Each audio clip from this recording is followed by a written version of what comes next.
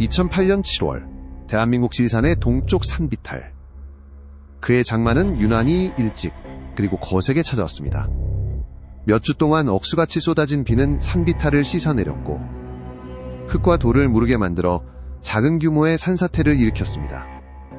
땅이 갈라지고 미끄러져 내리면서 20년 동안 묻혀있던 비밀이 드러났습니다. 피해 상황을 조사하던 한살림 감시원 그룹이 갑자기 걸음을 멈췄습니다. 진흙과 부러진 나무들, 사이로 찢어지고 빛바랜 녹색 방수포 조각이 모습을 드러낸 것입니다. 호기심에 그들은 가까이 다가가 막대기로 축축한 흙을 걷어냈습니다. 그것은 80년대에 흔히 쓰이던 구식 등산 텐트의 잔해였습니다. 안에는 녹슬고 썩은 물건들 사이에서 전문 산악인들이 중요한 물건을 보관하는 데 사용하는 방수 플라스틱 상자가 발견되었습니다. 즉시 경찰이 출동했습니다. 상자 안에서 경찰은 작은 수첩 하나를 발견했습니다. 종이는 누렇게 변했지만 기적적으로 온전한 상태였습니다. 그리고 마지막 페이지에는 급하게 찢은 듯한 종이 조각에 극도의 절망 속에서 쓴 것처럼 떨리고 서툰하지만 분명한 글씨가 적혀 있었습니다. 박민준이 이 일을 저질렀다. 하지만 우리만 있었던 게 아니다. 우리를 찾지 마라. 이 충격적인 쪽지는 한국 등반 역사상 가장 미스터리하고 비극적인 실종 사건 중 하나를 다시 수면 위로 떠오르게 했습니다. 1988년 혹독한 겨울 흔적도 없이 사라진 3명의 유망한 산악인 사건. 눈 덮인 지리산 정상에서 그들에게는 과연 무슨 일이 있었던 걸까요? 박민준은 그들 중 누구이며 무슨 짓을 저지른 걸까요? 그리고 가장 중요한 것은 그들이 공포 속에서 언급한 우리만 있었던 게 아닌 존재는 누구일까요? 오늘은 적은 여러분과 함께 시간의 먼지가 쌓인 기록 보관소의 페이지를 한 장 한 장 넘기며 이 비극적인 이야기 속으로 깊이 들어가 보고자 합니다. 지리산의 전설이 되어버릴 정도로 뇌리에 깊이 박힌 사건. 저희와 함께 진실을 찾아 나서 주십시오. 그리고 채널 구독을 잊지 마세요. 곧 밝혀질 세부 사항들은 인간의 본성과 자연이 감추고 있는 비밀에 대해 많은 것을 생각하게 할 것입니다. 80년대 후반의 한국은 격동과 대조의 시기였습니다. 1988년 한국은 수십 년간의 전쟁과 가난을 딛고 국제 무대에서의 부상을 상징하는 서울 하계올림픽을 성공적으로 개최하며 민족적 자부심의 절정에 있었습니다. 경제는 아시아의 4마리 용 중 하나로 불리며 맹렬한 속도로 성장하고 있었습니다. 서울에는 마천루가 솟아나기 시작했고 거리에는 현대포니 자동차가 넘쳐났습니다.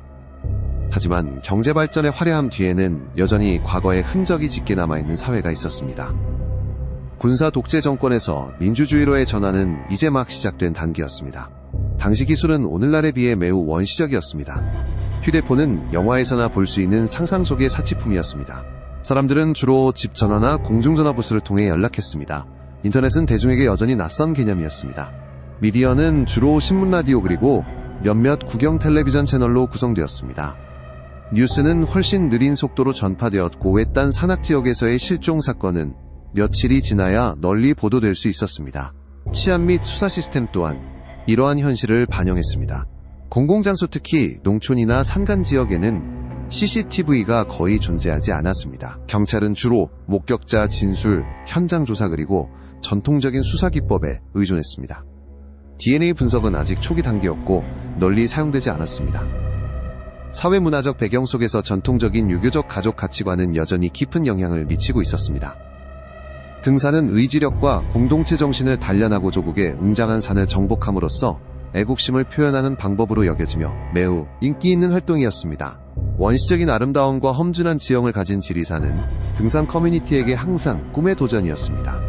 하지만 바로 그 위대함과 야생성은 치명적인 위험을 내포하고 있었고 특히 눈이 많이 내리고 기온이 급격히 떨어지는 겨울에는 더욱 그러했습니다. 이것이 바로 서로 다른 운명을 가진 세 사람이 운명적인 여정을 함께 시작하게 된 배경입니다. 그 끔찍한 쪽지가 발견되기 20년 전인 1988년 가을 광주광역시에서 38세의 김진우 교수는 자신의 등반 경력에서 가장 중요한 여정을 준비하고 있었습니다. 진우는 180cm 정도의 큰 키에 햇볕에 그을린 피부 그리고 노련한 경험자의 자신감이 항상 빛나는 단호한 눈빛을 가진 남자였습니다. 그는 명문대학의 지질학 교수였고 고산에 대한 그의 사랑은 과학에 대한 사랑만큼이나 강렬했습니다. 동료들에게 그는 존경받는 학자였습니다. 학생들에게 그는 헌신적인 스승이었습니다. 하지만 등산 커뮤니티에게 그는 한국에서 가장 험난한 수십 개의 봉우리를 정복한 진정한 리더였습니다. 진우의 성격은 매우 침착하고 신중하며 다소 가부장적이었습니다. 그는 항상 모든 여정을 꼼꼼하게 계획했는데 안전고리 하나하나를 점검하는 것부터 매일 필요한 칼로리를 계산하는 것까지 포함되었습니다. 일과 등산 외에 그의 유일한 취미는 서재에서 뜨거운 차 한 잔과 낡은 지형도를 펴놓고 혼자 앉아있는 것이었습니다. 하지만 그의 삶이 완전히 만족스러운 것은 아니었습니다. 그와 그의 아내 박선희 여사와의 결혼 생활에는 균열이 있었습니다. 그녀는 남편의 위험한 여정을 항상 걱정했고 남편이 가족, 특히 이제 막 10살이 된 외아들과 더 많은 시간을 보내주기를 바랐습니다. 말다툼은 점점 잦아졌고 이번 지리산행도 예외는 아니었습니다. 그의 가족은 광주 외곽의 전통 가옥에서 살고 있었는데 물질적으로는 풍족했지만 따뜻함이 부족한 삶이었습니다. 팀의 두 번째 멤버는 22세의 박민준으로 막 대학을 졸업한 청년이자 김 교수의 옛 제자였습니다. 민준은 175cm 정도의 키에 안경을 썼고 온화한 미소를 가진 학구적인 외모를 하고 있었습니다. 그는 인근 작은 마을의 평범한 공무원 가정에서 태어나 자랐습니다. 그의 부모는 아들이 안정적인 공무원이 되기를 항상 기대했지만 민준은 모험 이야기와 존경하는 스승 김진우의 모습에 매료되었습니다. 그는 진우를 우상처럼 여겼고 항상 자신을 증명하고 진정한 산악인으로 인정받기를 갈망했습니다. 민준의 성격은 다소 내성적이고 수줍음이 많았지만 부드러운 외모 뒤에 숨겨진 끈기와 강한 의지를 가지고 있었습니다. 그는 주말마다 체력을 단련하고 등반 기술을 연구하는 데 시간을 보냈습니다. 그와 진우의 관계는 전형적인 사제관계로 민준의 절대적인 존경과 진우의 다소 엄격한 지도가 있었습니다. 하지만 최근 민준의 몇몇 친한 친구들은 그에게서 변화를 감지했습니다. 그는 말이 없어지고 종종 생각에 잠겨 있었으며 무언가 고민을 숨기고 있는 듯 보였습니다. 그의 부모 또한 아들이 허황되고 위험한 열정을 좇기 위해 모든 취업 기회를 거절하는 것에 대해 걱정했습니다. 마지막 멤버이자 이전까지 다른 두 사람과 직접적인 관계가 없었던 유일한 사람은 서울에서 온 28세의 프리랜서 사진작가 이수연이었습니다. 수연은 당시의 전통적인 여성상과는 완전히 반대였습니다. 그녀는 개성 있는 짧은 머리에 탄탄한 몸매, 그리고 날카롭고 독립적인 눈빛을 가졌습니다. 168cm의 키의 그녀는 놀라운 지구력과 어떤 남성에게도 뒤지지 않는 등반 기술을 가지고 있었습니다. 수연은 어릴 때 부모를 여의고 어려운 환경에서 자랐으며 이는 강하고 결단력 있으며 때로는 다소 무모한 성격을 형성하게 했습니다. 그녀는 서울의 작은 아파트에서 혼자 살며 여행 중에 찍은 멋진 풍경 사진을 팔아 생계를 유지했습니다. 그녀는 한 등산 포럼을 통해 김 교수를 알게 되었고 독특한 사진 시리즈를 완성하기 위해 지리산 동계 탐험에 참여하고 싶다는 의사를 밝혔습니다. 처음에 진우는 여성이 혹독한 여정을 견디지 못할 것이라며 거절했지만 수연의 끈기와 인상적인 등반 경력은 마침내 그를 설득했습니다. 세 사람의 관계는 미지수였습니다. 진우는 수연을 예측 불가능한 요소로 여겼습니다. 민준은 그녀의 자유분방함에 약간의 존경심과 매력을 느끼는 듯했습니다.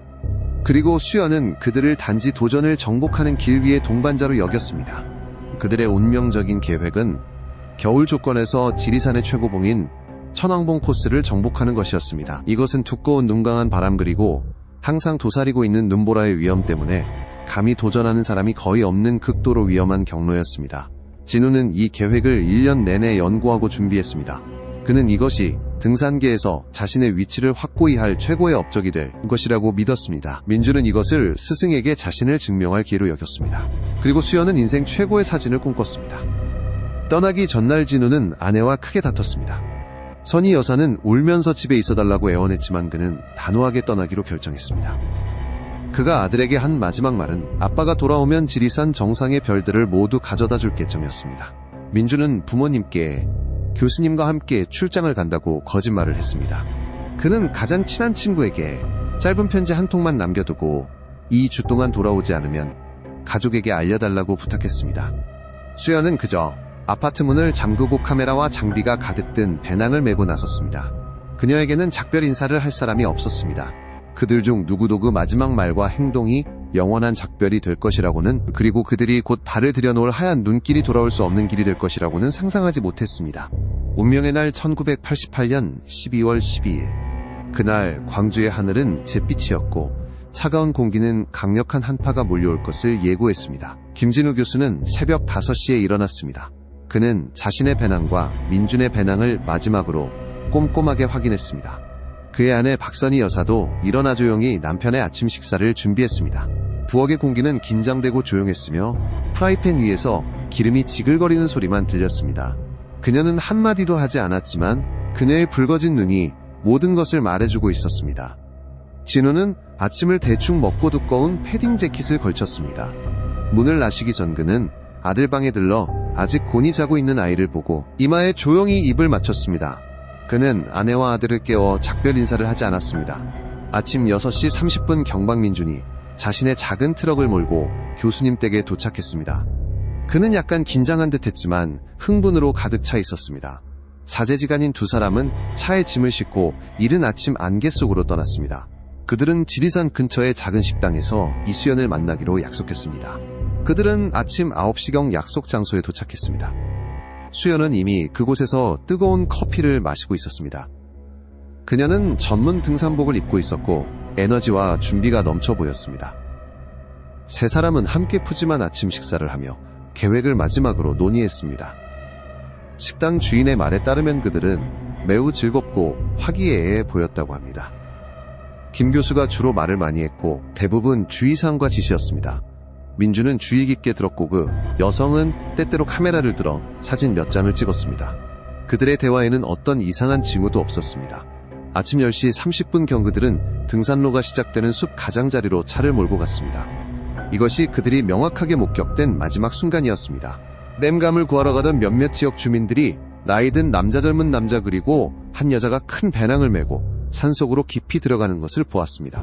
그때 날씨가 나빠지기 시작했고 검은 구름이 몰려오고 바람이 더 강하게 불었습니다.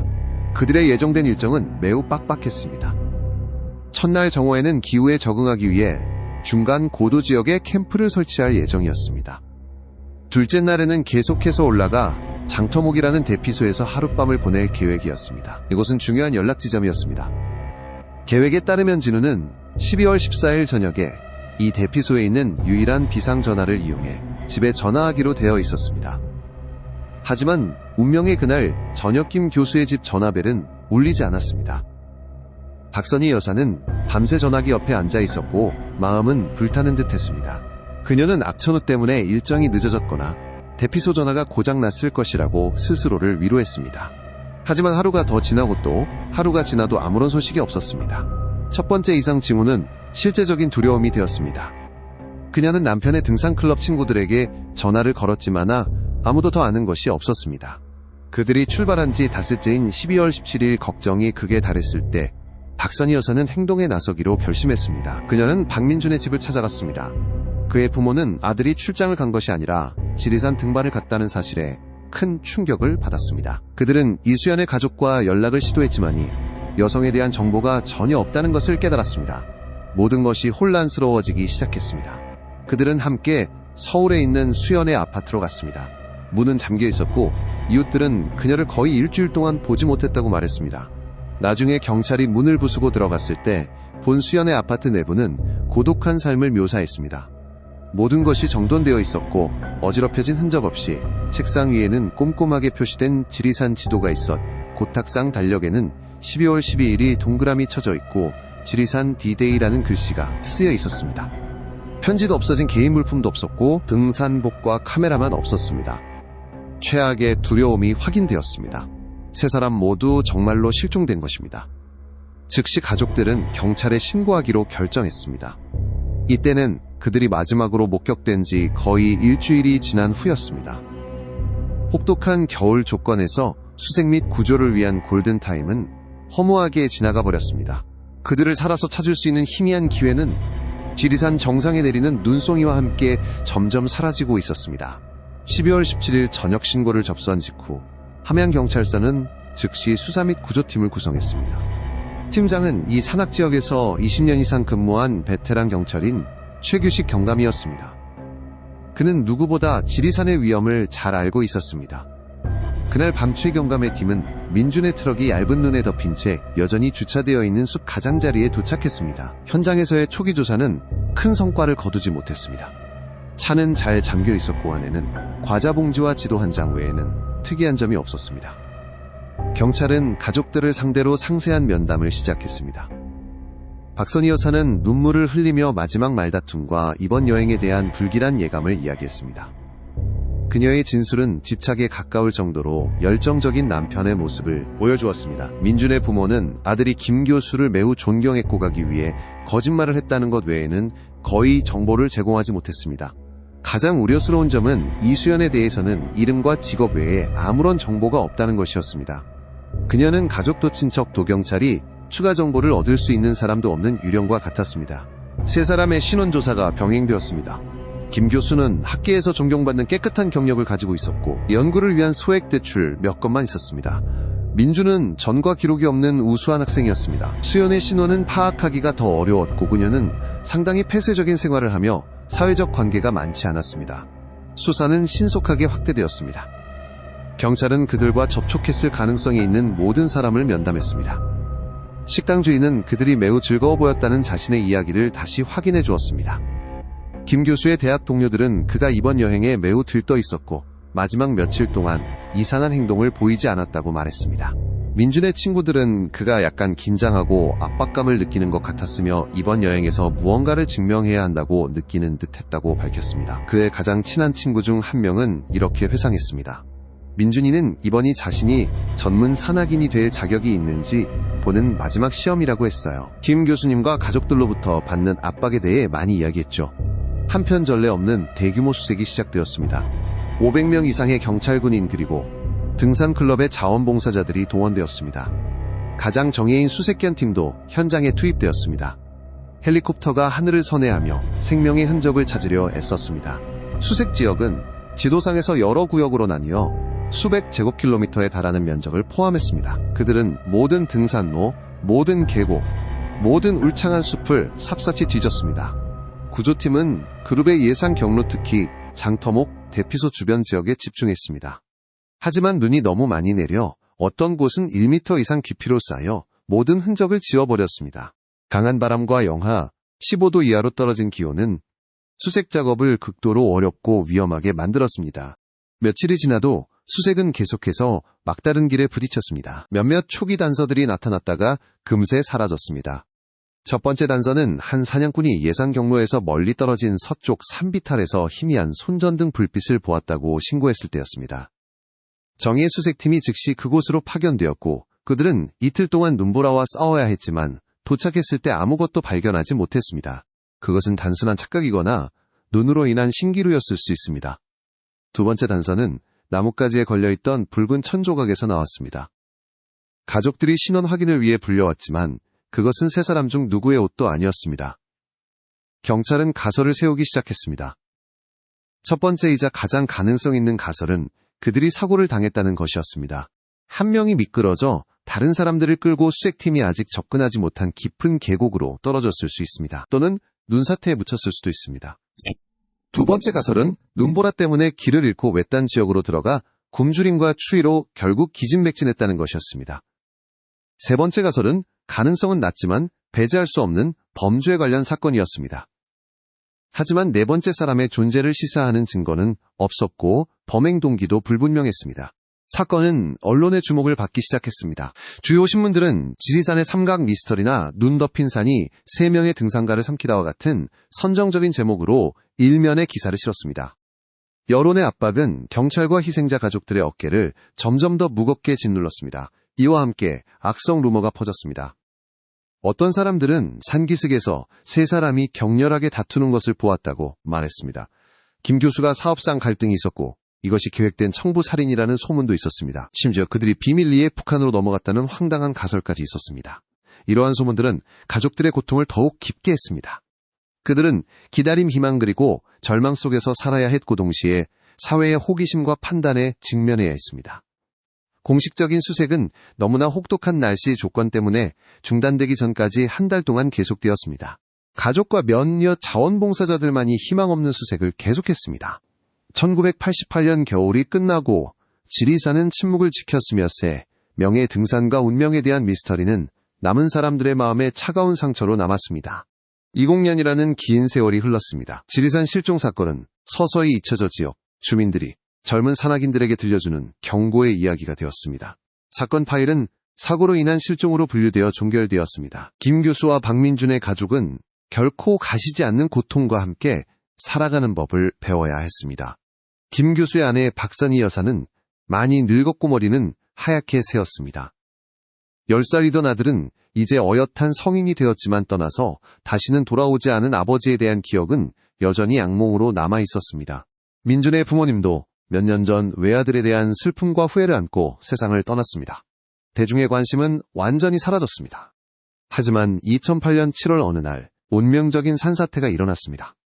산림 감시원들이 찢어진 텐트를 발견하고 경찰에 신고했을 때 아무도 그들이 20년 동안 먼지 쌓인 사건 파일을 다시 열게 될 것이라고는 예상하지 못했습니다. 젊은 강동철 형사가 이끄는 새로운 수사팀이 현장에 파견되었습니다. 이전 세대와 달리 강의 팀은 현대적인 기술을 갖추고 있었습니다. 현장은 전문적으로 통제되었습니다. 텐트와 그 안의 모든 물품들은 시간과 자연에 의해 심하게 훼손되었음에도 불구하고 조심스럽게 수집되었습니다. 수첩과 의문의 쪽지가 들어있는 방수 플라스틱 상자는 가장 중요한 발견으로 여겨졌습니다. 쪽지는 국립과학수사연구원의 법의학 실험실로 보내졌습니다. 전문가들은 최첨단 기술을 사용하여 분석했습니다. 그녀의 아파트에서 발견된 이수연의 과거 문서와 비교한 필적 감정 결과 거의 확실하게 그녀가 그 글을 쓴 사람임이 확인되었습니다. 종이와 잉크에 대한 화학 분석 결과 80년대에 생산된 종류와 완전히 일치하는 것으로 나타났습니다. 하지만 그 내용이야말로 정말 충격적이었습니다. 박민준이 이 일을 저질렀다. 이 말은 단순한 사고였다는 가설을 완전히 뒤집었습니다. 그것은 그룹 내부의 갈등, 폭력 행위를 암시했습니다. 온화하고 수줍음 많던 청년 박민준이 가해자로 지목된 것입니다. 하지만 우리만 있었던 게 아니다. 이 구절은 더욱 무서웠습니다. 그것은 한 명 또는 그 이상의 다른 사람의 존재를 암시했습니다. 누군가 그들과 함께 그곳에 있었고 비극적인 사건을 목격했거나 가담했습니다. 우리를 찾지 마라. 이것은 간청이었을까요? 아니면 경고였을까요? 그들이 어딘가로 끌려갔거나 그들의 운명이 너무 끔찍하게 결정되어 수색이 무의미하거나 심지어 위험해질 것이라는 의미였을까요? 감정 결과와 쪽지의 내용은 지진을 일으켰습니다. 사건은 즉시 재수사되었고 실종 사건에서 범죄 수사 사건으로 전환되었습니다. 강동철 형사는 이 소식을 남은 가족들에게 전하는 임무를 맡았습니다. 그는 박선희 여사의 집을 찾아갔습니다. 소식을 들은 노부인은 쓰러졌습니다. 20년 동안 불확실성 속에서 살아온 그녀는 이제 남편이 믿었던 제자에게 살해당했을지도 모른다는 더 잔인한 현실에 직면해야 했습니다. 과거를 잊으려 애썼던 김 교수의 아들은 이제 고통과 분노의 소용돌이 속으로 다시 끌려 들어갔습니다. 가족의 반응은 잠재된 슬픔에서 충격, 혼란 그리고 진실을 알고자 하는 불타는 갈망으로 바뀌었습니다. 이 획기적인 발견은 수사에 새로운 활력을 불어넣었지만 동시에 사람들이 상상했던 것보다 훨씬 더 복잡하고 어두운 수많은 새로운 질문들을 제기했습니다. 이수연의 쪽지라는 새로운 증거를 가지고 경찰은 완전히 다른 방향으로 수사 범위를 넓혔습니다. 그들은 더 이상 3명의 실종자를 찾는 것이 아니라 범죄 현장과 잠재적인 살인범을 찾고 있었습니다. 국내 최고의 범죄 심리학자들과 법의학자들이 참여하도록 초청되었습니다. 범죄 심리 분석가인 백승훈 박사는 사건 파일과 쪽지 내용을 연구한 후 몇 가지 초기 견해를 제시했습니다. 그는 가장 가능성 있는 시나리오는 극한의 환경적 스트레스로 인해 갑작스럽게 발생한 갈등이라고 보았습니다. 범인은 사전에 계획한 사람이 아니라 분노나 공황 상태에서 행동한 사람일 수 있었습니다. 우리만 있었던 게 아니다 라는 구절은 특히 이해하기 어려웠습니다. 그것은 제4의 인물을 암시하는 사실일 수도 있고 저체온 증과 탈진으로 인한 환각의 산물일 수도 있었습니다. 경찰은 80년대부터 지리산 지역 및 인근 지역의 모든 미제 사건 데이터베이스를 다시 검토하기 시작했습니다. 그들은 등산객 공격, 폭력적인 강도 또는 다른 미스터리한 실종 사건과 같은 유사점이 있는 사건들을 찾았습니다. 하지만 지리산은 비교적 평화로운 지역이었고 유사한 행동 패턴을 가진 사건은 발견되지 않았습니다. 새로운 수사의 초점은 새 인물 특히 박민준의 이미지를 더 상세하게 재구성하는 것으로 옮겨갔습니다. 수사관들은 그의 옛 친구들 이웃들 그를 알았던 모든 사람들을 다시 찾아갔습니다. 여러 차례의 심층 면담을 통해 그 젊은 남자에 대한 더 복잡한 초상이 그려졌습니다. 한 대학 친구는 민준이 실제로는 매우 야심이 있었고 때로는 김 교수의 거대한 그림자에 가려진다고 느꼈다고 밝혔습니다. 그는 교수가 너무 엄격하고 자신의 노력을 제대로 인정해주지 않는다고 불평한 적이 있었습니다. 새로운 가설이 제기되었습니다. 산에서 스승과 제자 사이에 대립이 있었던 것은 아닐까 아마도 민주는 자신을 증명하려는 절박한 노력 속에서 무모한 행동을 하여 김 교수에게 사고를 일으켰고 그 후 사건이 통제 불능 상태가 되었을 수 있습니다. 이수연도 용의선상에 올랐습니다. 강하고 독립적인 성격의 그녀가 그 갈등에서 어떤 역할을 했을까요세? 사람 사이의 복잡한 연애관계도 고려되었지만이 가설을 뒷받침할 구체적인 증거는 없었습니다. 그리고 제4의 인물에 대한 가설이 깊이 파고들어지기 시작했습니다. 겨울에 그토록 위험한 길에 누가 있을 수 있었을까요? 수사관들은 불법 사냥꾼 인근 군부대의 탈영병 또는 법을 피해 산속의 은둔에 사는 사람일 가능성을 검토했습니다. 그들은 당시 수배 중이던 모든 범죄자들의 기록을 확인했지만 아무런 연관성도 찾지 못했습니다. 수사는 수많은 난관에 부닥쳤습니다. 현장의 물리적 증거 텐트는 20년 만에 거의 완전히 파괴되어 낯선 사람의 지문이나 DNA를 찾는 것이 불가능했습니다. 1988년 목격자들의 진술은 20년이 지난 후 희미해지고 더 이상 신뢰할 수 없게 되었습니다. 많은 사람들이 이사를 가거나 사망했습니다. 시간의 압박과 언론의 관심이 다시 한번 경찰을 짓눌렀습니다. 가짜 단서들이 다시 나타났습니다. 한 노인이 그날 산에서 4명의 그룹을 만났다고 주장했지만 신문 후 경찰은 그가 기억력에 문제가 있고 그의 이야기가 모순으로 가득 차 있다는 것을 발견했습니다. 희생자 가족들은 희망과 절망 사이에서 갈등하며 때로는 스스로 수색에 나서거나 심령술사를 고용하는 등 수사에 개입하여 경찰에 더 큰 복잡성을 안겨주었습니다. 김 교수 가족의 상황은 긴장되었고 그의 아들은 무슨 수를 써서라도 진실을 밝히고 싶어 했지만 그의 아내는 남편의 영혼이 편히 쉴 수 있도록 모든 것이 끝나기를 바랄 뿐이었습니다. 현대기술로 무장했음에도 불구하고 새로운 수사는 시간과 웅장한 지리산의 침묵에 둘러싸여 다시 한번 익숙한 막다른 길로 들어서는 듯했습니다. 새로운 수사가 방향을 잃은 듯 보일 때 다양한 이론과 가설들이 생겨나기 시작했고 이는 대중과 심지어 수사팀 내부에서도 열띤 논쟁을 불러일으켰습니다. 경찰의 공식적인 이론은 널리 발표되지는 않았지만 내부적인 비극에 기울어져 있었습니다. 그들은 혹독한 조건 속에서 논쟁이 벌어졌다고 추정했습니다. 계속 전진할 것인가 아니면 돌아갈 것인가에 대한 것일 수 있었습니다. 젊고 충동적인 박민주는 김 교수의 결정에 동의하지 않았을 수 있습니다. 몸싸움이 벌어졌고 이는 김 교수의 죽음으로 이어졌습니다. 이수연은 공황 상태에서 민준이 그녀에게 손을 대기 전에 진실을 적었고 그 후 민준은 자살하거나 눈보라 속에서 목숨을 잃었습니다. 우리만 있었던 게 아니다라는 세부사항에 대경찰은 그것이 이 비극에는 희생자가 1명 이상이다라는 표현 방식이거나 환각에 의한 것일 수 있다고 생각했습니다. 이 이론을 뒷받침하는 증거는 민준을 지목하는 쪽지였습니다. 하지만 가장 큰 약점은 그것이 전적으로 심리적 추측에 기반하고 있으며 왜 시신이 전혀 발견되지 않았는지를 설명하지 못한다는 것이었습니다. 김 교수의 가족 특히 그의 아들은 다른 이론을 믿었습니다. 그들은 아버지의 헌신적인 제자가 그런 짓을 할 수 있었다는 것을 받아들일 수 없었습니다. 그들은 제4의 인물 가설을 믿었습니다.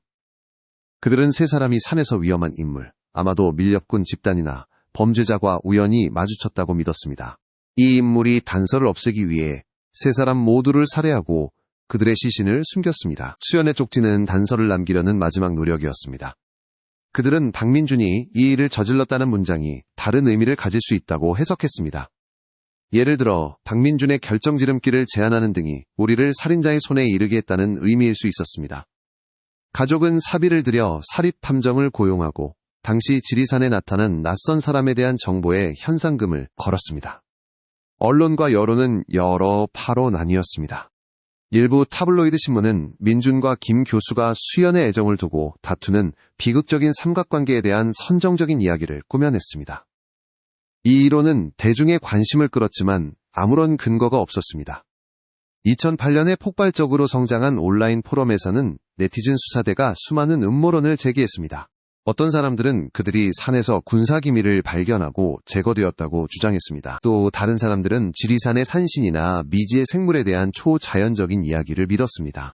경찰은 몇 가지 이론을 시험해보려 했습니다. 그들은 산에서 가상 현장을 재현하여 몸싸움이 어떤 흔적을 남길 수 있는지 그리고 한 사람이 눈이 깊이 쌓인 조건에서 새 구의 시신을 어떻게 숨길 수 있는지를 시험해 보았습니다. 결과는 이것이 극도로 어렵고 민준 혼자서는 거의 불가능하다는 것을 보여주었습니다. 이는 내부 비극 이론을 약화시켰습니다. 이론들 간의 논쟁은 외부에서만 일어난 것이 아니라 수사팀 내부에서도 분열을 일으켰습니다. 강동철 형사는 제4의 인물 즉 아직 잡히지 않은 채 법망을 피해 다니는 연쇄살인범의 가능성에 점점 더 집착하게 되었습니다. 반면에 그의 상사는 여론의 혼란을 피하기 위해 가장 간단한 방향으로 사건을 종결하고 싶어 했습니다. 사회심리적 요인도 사건을 보는 방식에 영향을 미쳤습니다. 한국 문화에서 사제관계는 매우 중요하게 여겨지며 제자가 스승을 살해할 수 있다는 생각은 받아들이기 어려운 것이었고, 이로 인해 많은 사람들이 외부인 가설에 기울게 되었습니다. 사건은 사회의 두려운 편견 그리고 상상력을 비추는 거울이 되었고, 진실은 점점 더 멀어지는 듯 했습니다. 사건이 제기된 지 몇 달 후 모든 것이 다시 교착 상태에 빠진 듯 보일 때 아무도 예상하지 못한 곳에서 뜻밖의 전환점이 생겼습니다. 바로 경찰서의 낡은 기록 보관소였습니다. 낡은 문서를 디지털화하는 과정에서 한 기록관리 직원이 우연히 누렇게 변한 봉투 하나를 발견했습니다. 발신인 이름은 없었고 소인은 실종사건 2달 후인 1989년 2월로 찍혀 있었습니다. 안에는 지리산의 사냥꾼이라고 자칭하는 사람이 쓴 익명의 편지가 들어 있었습니다. 편지의 내용은 다음과 같았습니다. 나는 그들을 봤다. 3명이 아니었다. 4명이었다. 마지막에 가던 놈은 아주 무섭게 생겼다. 그는 등산객처럼 보이지 않았다. 흑곰 계곡을 찾아보라. 1989년에 이 편지는 악의적인 장난이나 헛소문으로 간주되어 무시되었습니다. 하지만 수연의 쪽지가 발견된 2008년의 새로운 상황에서 그것은 갑자기 특별한 무게를 갖게 되었습니다. 흑곰 계곡은 외지고 험준하며 예상 경로와 초기 수색 지역에서 완전히 벗어난 곳이었습니다. 강동철 형사는 이것을 마지막 희망의 빛으로 여겼습니다. 그는 상사를 설득하여 이번에는 흑곰 계곡에 완전히 집중하는 또 다른 대규모 수색을 조직했습니다. 현대적인 금속 탐지기와 지표투과 레이더 GPR 장비를 갖춘 정예 수색팀이 배치되었습니다. 복잡한 지형에서 며칠간의 희망 없는 수색 끝에 금속 탐지기 하나가 갑자기 신호를 보냈습니다. 수색팀은 조심스럽게 파기 시작했습니다. 약 1m 깊이의 흙과 돌 아래에서 녹슨 금속 물체를 발견했습니다. 그것은 김 교수가 자주 사용하던 전문 등산용 카라비너였습니다. 하지만 더 중요한 발견은 바로 그 옆에 있었습니다. 작은 뼈 조각이었습니다. 그리고 또 다른 조각. 법의학 전문가들이 즉시 현장으로 불려왔습니다. 그들은 이 지역을 발굴하여 흩어진 더 많은 유골 조각들을 발견했습니다. 이후 골수에서 추출한 DNA 분석 결과는 가슴 아픈 사실을 확인시켜 주었습니다. 그것은 김진우 교수와 박민준의 유해였습니다. 뼈에 대한 법의학적 분석 결과, 단순한 추락과는 일치하지 않는 둔기에 의한 강한 충격의 흔적이 발견되었습니다. 이것은 살인사건의 증거였습니다. 하지만 이곳에서는 이수연의 흔적은 전혀 발견되지 않았습니다. 그녀는 여전히 행방불명이었습니다. 이 발견은 사건의 국면을 완전히 바꾸어 놓았습니다. 그것은 살인사건 가설을 확증했으며 사회 인물의 존재를 거의 증명했습니다. 누군가가 그룹 중 최소 2명을 공격하고 살해한 후그들의 시신을 외딴 곳에 대충 묻었습니다. 하지만 이수연의 운명은 어떻게 되었을까요? 그녀는 탈출하여 다른 곳에서 죽었을까요? 아니면 살인범에게 납치되었을까요? 질문은 수사에 끔찍한 새로운 장을 열었습니다. 이 소식을 들은 지역사회는 혼란에 빠졌습니다. 지리산에 숨어있는 미스터리한 살인범에 대한 이야기는 실질적인 공포를 불러일으켰습니다. 이제 사건은 더 이상 과거의 미스터리가 아니라 현존하는 위협이었습니다. 새로운 증거를 확보한 수사팀은 더 큰 동력을 얻었지만 그들은 또한 20년이 지난 지금 이 미스터리한 범인의 신원을 밝히는 것이 거의 불가능한 도전이 될 것임을 알고 있었습니다. 현재 그 운명의 날로부터 거의 40년이 흘렀습니다. 만약 김진우, 박민준, 이수연이 살아있다면 그들은 70대와 60대가 되었을 것입니다. 하지만 운명은 그들을 38세, 22세, 28세의 나이에 남은 이들의 기억과 차가운 경찰 기록 속에 영원히 가두었습니다. 김 교수의 아내 박선희 여사는 몇 년 전 세상을 떠났습니다. 그의 아들은 이제 중년 남성이 되어 아버지를 잃은 고통과 진실 전체를 알지 못하는 안타까움을 안고 살아가고 있습니다. 그는 여전히 매년 지리산에 올라 아버지의 유해가 발견된 흑곰 계곡에 가서 흰 국화 한 다발을 놓습니다. 그는 마음속으로 박민준을 용서했으며 그 또한 희생자일 뿐이라고 믿습니다. 민준과 수연의 직계 가족 중에는 살아있거나 연락이 닿는 사람이 아무도 없습니다. 그들은 끝없는 비극 속에서 고독한 이름이 되었습니다. 텐트가 발견된 장소와 흑곰 계곡 지역에는 어떤 추모의 흔적도 없으며 자연은 인간의 모든 흔적을 빠르게 지우고 그곳의 본래의 원시적인 모습을 되돌려 주었습니다. 사건 파일은 공식적으로 여전히 미제 사건으로 분류되어 있습니다. 그것은 경남지방경찰청의 미제 사건 수사팀 캐비닛에 여전히 보관되어 있습니다. 전담 수사관은 없지만 미래의 새로운 기술이 남아있는 빈약한 증거에서 단서를 찾는 데 도움이 될 수 있다는 희망으로 몇 년에 한 번씩 파일이 검토됩니다. 1989년의 익명편지는 가장 중요한 열쇠로 간주되지만 경찰은 발신인의 신원을 결코 확인하지 못했습니다. 카라비너나 텐트 안의 물품과 같은 물리적 증거들은 과학적 돌파구를 기다리며 여전히 신중하게 보관되고 있습니다. 이 사건은 장기적인 영향을 남겼습니다. 한국 등산 커뮤니티에게 이것은 자연 앞에서의 겸손과 철저한 준비의 필요성에 대한 비극적인 교훈이 되었습니다. 등산 안전 규정은 더욱 강화되었습니다. 법률 시스템에 있어서의 사건은 오래된 사건을 결코 포기하지 않는 것의 중요성과 과거를 밝히는 데 있어서 현대 법의학 기술의 힘을 보여주었습니다. 전문가들은 여전히 범죄학 세미나에서 이 사건을 정기적으로 분석합니다. 대부분은 범인이 지형에 익숙하고 잠재적인 폭력 성향을 가진 지역 주민일 가능성이 높다는 데 동의합니다. 아마도 특정 지역에서만 활동하다가 중단했거나 발각되지 않은 채 사망한 연쇄 살인범일 수도 있습니다. 범인이 아직 살아있다는 가설은 여전히 무서운 가능성으로 남아있습니다. 1988년 지리산 정상에서의 새 산악인의 비극적인 이야기는 자연의 웅장함과 무자비함, 그리고 인간 본성의 가장 어두운 구석 앞에서 인간 존재의 연약함에 대한 가슴 아픈 요약입니다. 우리는 그들이 단순한 사고를 당하지 않았다는 것을 확실히 알고 있습니다. 그들 중 적어도 2명은 살해당했습니다. 우리는 범죄를 저지르고 하얀 눈 속으로 사라진 유령제사의 인물이 존재했다는 것을 알고 있습니다. 하지만 우리가 모르는 것은 그보다 훨씬 많습니다. 그 살인자는 누구일까요? 그의 동기는 무엇이었을까요? 그는 이수연에게 무슨 짓을 했을까요? 그리고 왜거에 40년 동안 더 이상의 단서가 나타나지 않았을까요? 이 질문들은 천왕봉 정상에 차갑고 잊히지 않는 채로 여전히 떠 있습니다.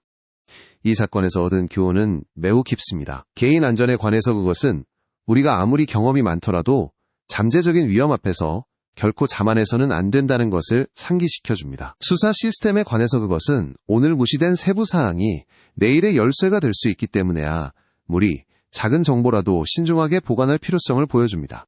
그리고 커뮤니티의 역할에 관해서 그것은 사냥꾼의 익명편지처럼 시기적절한 정보 하나가 모든 것을 바꿀 수 있는 힘을 보여줍니다. 김 교수의 아들은 최근 드문 인터뷰에서 이렇게 말했습니다. 저는 더 이상 복수를 찾지 않습니다. 저는 단지 언젠가 진실이 밝혀져 제 아버지와 민준 그리고 특히 마지막 메시지를 남기려 애썼던 용감한 여성 수연이 진정으로 편히 쉴 수 있기를 바랄 뿐입니다. 경남경찰청은 여전히 호소를 계속하고 있습니다. 1988년 겨울 지리산에서 낯선 사람에 대한 희미한 기억이라도 있는 사람은 누구든지 연락해 주십시오. 아무리 작은 정보라도이 비극적인 그림을 완성할 마지막 조각이 될 수 있습니다. 김진우, 박민준, 이수연의 이야기는 단순한 미스터리 사건이 아니라미완의 꿈죽음에 맞선 용기 그리고 남겨진 사람들의 끝나지 않는 고통에 대한 상기입니다. 그것은 과거가 결코 진정으로 잠들지 않는다는 증거입니다. 그것은 항상 그곳에 발견되기를 해답을 기다리며 있습니다. 흔적은 앞으로도 이와 같은 이야기들과 함께할 것입니다. 단지 호기심을 만족시키기 위해서가 아니라 세상을 떠난 이들의 기억을 기리고 여전히 답을 애타게 찾는 가족들에게 희미한 희망이라도 전하기 위해서입니다. 들어주셔서 감사합니다. 저희의 다음 진실 추적 여정을 놓치지 않도록 구독을 눌러주세요.